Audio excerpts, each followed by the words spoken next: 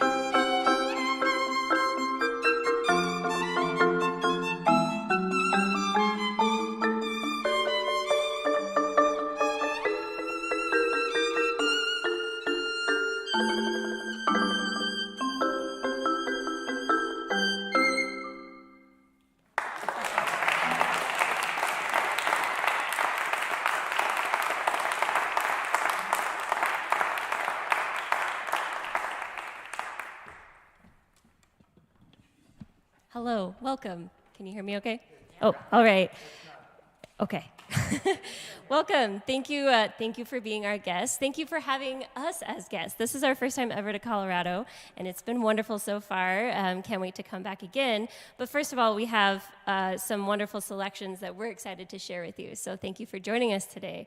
The next piece that we're going to play is actually one of two pieces on the entire program that was written for this intended instrument combination of, well, this will be vibraphone and violin. This was by Selena Fisher. She's from New Zealand. She's of Japanese heritage, and she was inspired by the word komorebi, which apparently is meant to describe the sound of, or sorry, not the sound, the light coming through trees and through leaves.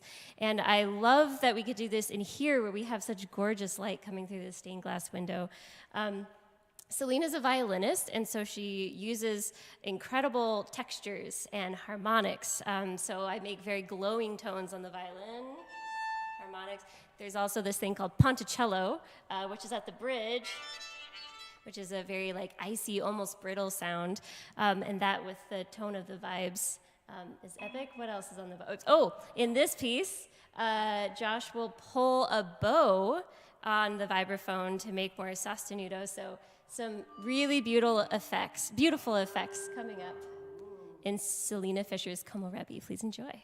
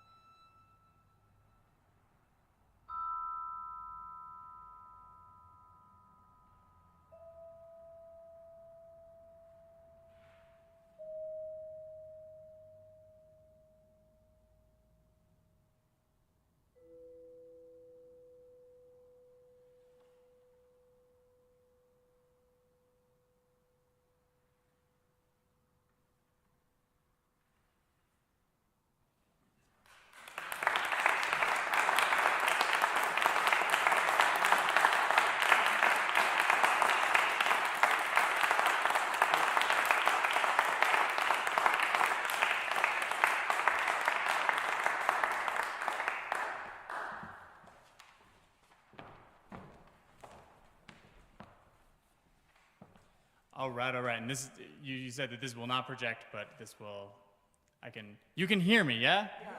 You don't even need the mic, but I'm gonna use the mic for the people on the live stream. I also thank you so much for being here. The next piece on the program is, it's huge. It is Partita number 2 for violin. Now you'll notice that Vanessa is sitting, who plays violin, and I am standing and talking about it, and I play the marimba. So what I'm going to do is I'm going to play this violin sonata, this violin partita rather, on the marimba. So this is something that we as percussionists have to do a lot. Earlier, Vanessa mentioned that there are only 2 pieces on the program that were actually written for the instruments that we're playing them on. Vanessa, most of them, marimba or violin is the correct instrument. But percussion, not so much. Percussionists are thieves all the time, stealing from the brilliant repertoire of other musicians. So we're stealing from other people's repertoire. A little bit about the chaconne itself. The chaconne, well, okay. This is 5 movements. The chaconne is the last one, and it is by itself about the same length as all the rest of them combined. So this is a piece that I heard for the first time in 2007, and I fell in love with it. And I was a student at the time. We're all still students, but I was a student at the time, and I said to myself, like, I have to play that. I'll play that when I'm ready. And I'm 36 now, and I'm not ready. It's just such a big piece, and what you'll witness today is the very beginning of probably a 30-year journey for me. This will be the first performance I've ever done of this piece. So after 20 years, I was so excited when like the timing was just right when Mr. Hirsch or Aaron asked us to do this. I was like, this is the perfect opportunity to try to play this piece for the first time. So I'm really excited to do it for you. The chaconne itself, this last movement, is based on one melody throughout, one bass melody that happens about between 30 and 40 times. And it is augmented again and again and again, and it represents, or it has within it, the deepest, most terrible sorrows and hope and tragedy, resignation. There's elements of anger in it because it was written. There's some scholarly disagreement, but the consensus that we're going to go with is that it was written upon his return. This is Johann Sebastian Bach's return from a trip, and while he was gone, his wife passed away. And she had passed away so early in that trip that she had already been buried. He didn't even get to say goodbye in any way. So just imagine like the most horrible tragedy you can imagine happening, and then having this outlet of music to be able to speak it through. And through that, it has endured hundreds of years, and now a marimbist in Boulder, Colorado is going to start his journey with this monumental piece for you. So please enjoy Partita number 2. I'm going to do all the movements, and you'll know when the chaconne starts because, well, who's familiar with it already? Just a little bit. A couple of you are familiar with it already. I'll play the very opening for you now, just so you know what to listen for. You have a question? Yeah. This is my worldwide premiere. Yeah.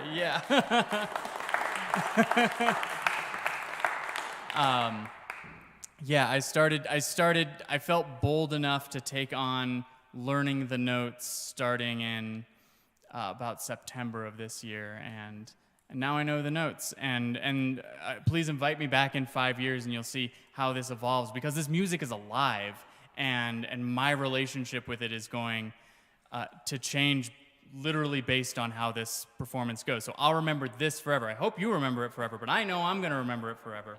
So please enjoy this. But before that, I will play the very opening of the chaconne for you.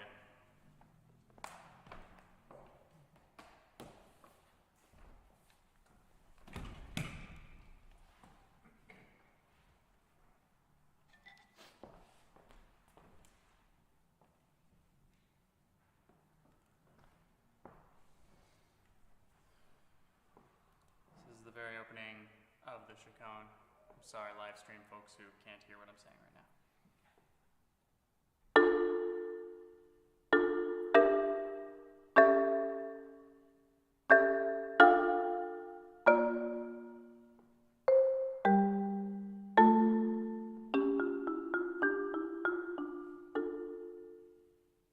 It's that 40 times with a lot of augmentation. It is different towards the end.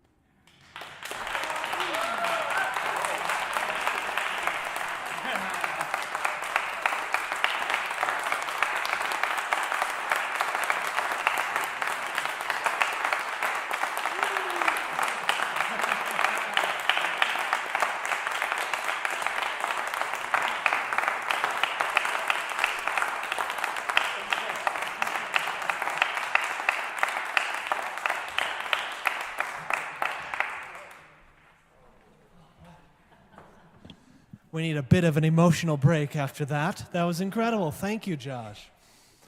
Obviously, the motorcycles outside also enjoyed it. So the motorcycles outside enjoyed it as well. Yeah. So at this time, we'll take a few minutes to pass around the plate and just give the second to last spiel of the season. As you know, the next concert coming up end of May, the 25th, is going to be the final concert for the third season of the St. John's Music Society. And you don't want to miss that one either. That one's called Pedal Palooza with an exclamation point. Or as Victor Borge would say,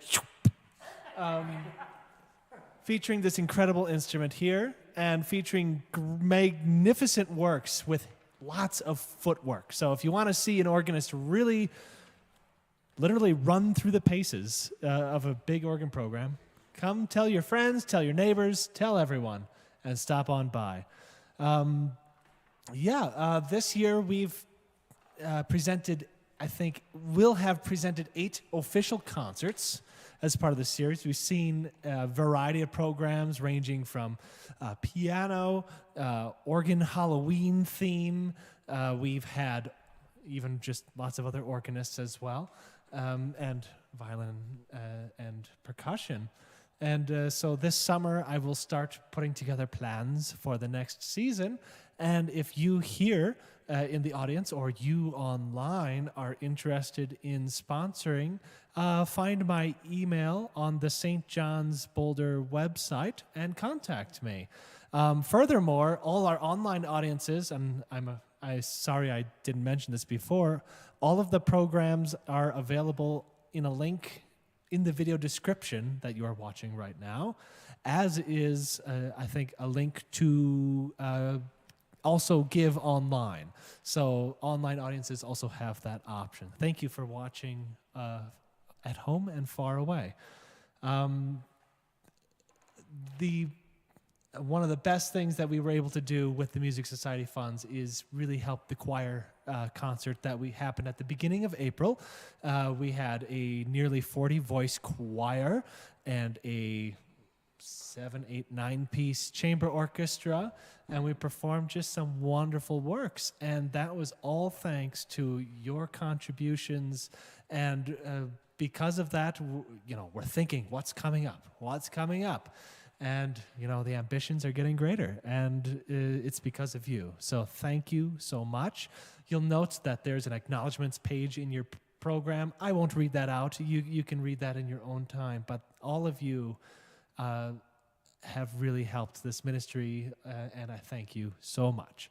So I think let's get the show back on the road. All right. And let's invite our soloists back up.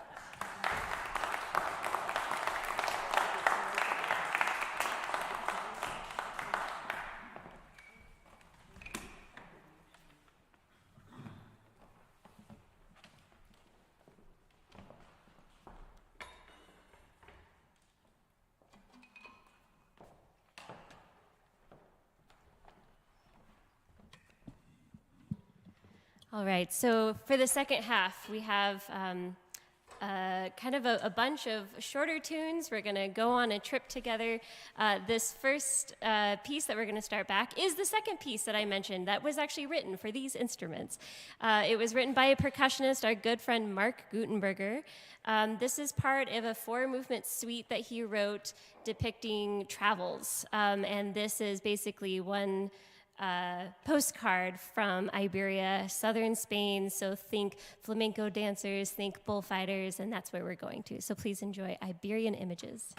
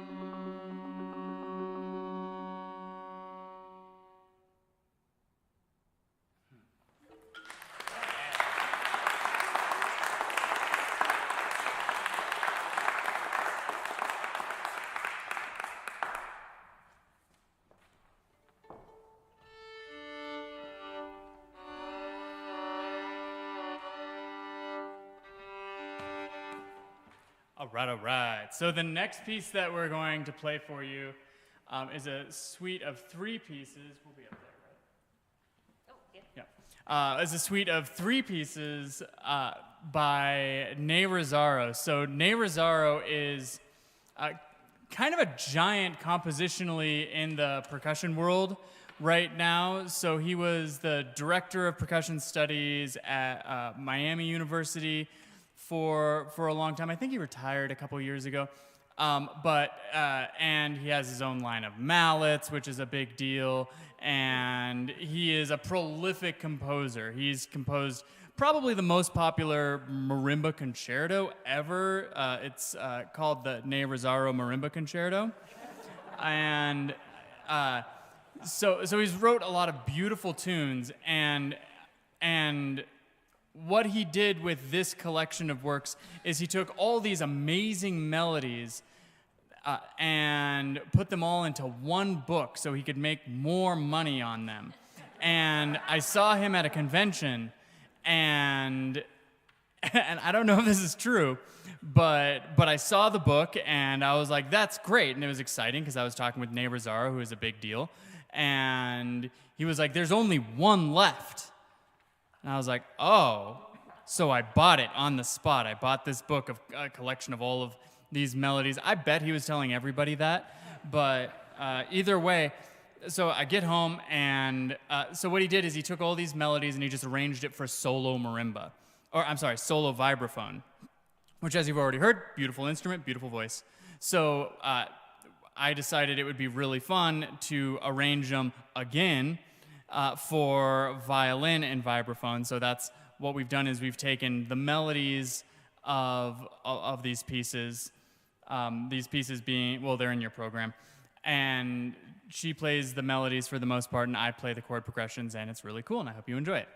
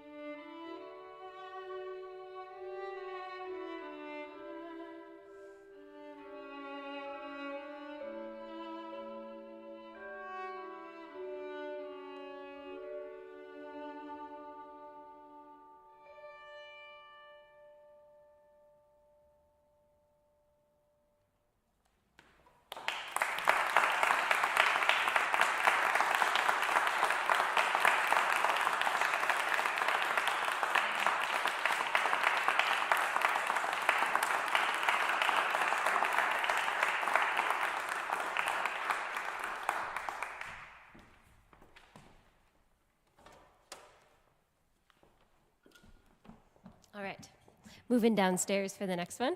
The next work is a sonata for violin and guitar, not guitar, by Paganini. Can I, show of hands, who's heard of Paganini before? Okay, great. He's an 18th century Italian violinist. He was a rock star in his time. A lot of artists in that time, you know, we discover their works long after they're dead, and we're like, wow, Bach was amazing. But Paganini was celebrated during his life. He suffered from now we know, a genetic disorder, and I'm blanking on the name of it, but it has to do with your ligaments and connective tissue. And he actually had abnormally long fingers. What is it? Morphins? Oh, thank you. So he had, abnormally long and flexible fingers.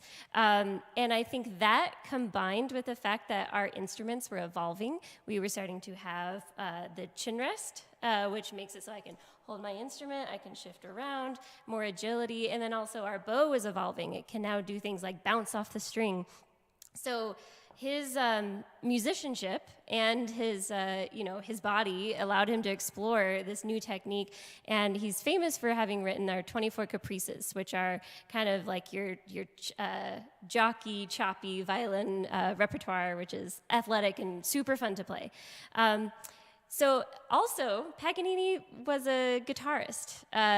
Lesser known, but he wrote a lot of works for guitar.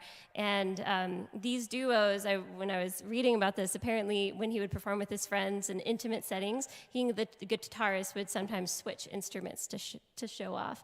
Josh and I will not be doing that. We'll stick to this. But please enjoy this work from Paganini.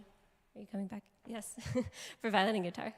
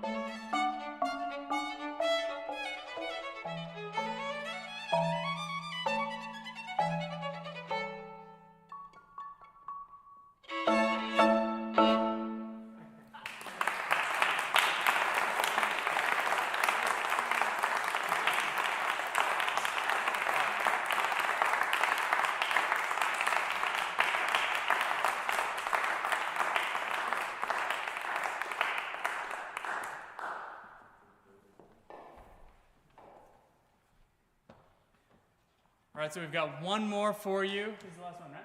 Yeah, we got one more for you. This was written for neither of us. This was written for flute, and I think there were asterisks next to it, like flute or something, or violin. Okay, never mind. Or violin. Basically, this is a piece by Piazzolla that we like to just read through music just to see what it's all about. And these melodies were they evoked such a chord structure that I was like, let's see if I can write a chord structure to this. So I did. So these are like kind of my chords over Piazzolla's melodies. These were, for the most part, I imagine what Piazzolla had in mind. I mean, he didn't write it, but we wanted to make it a duet, so there you go. So please enjoy. This is flute number 6? Number 3. This is number 3 by Piazzolla. Please enjoy. Thank you so much for coming. And I really appreciate you choosing us over the Tulip Festival. That means a lot. I mean, maybe it's still going afterwards. Please, in any way that you can support this happening as regularly as possible. This is a really beautiful thing that we get to do this, and we get to invite people to come do what they love for and with people that they love. So this is about as cool as it gets. So thank you very much for being here and supporting in any way you can. We are the Wood and Wire Duet, and we'll see you all next time. Thank you.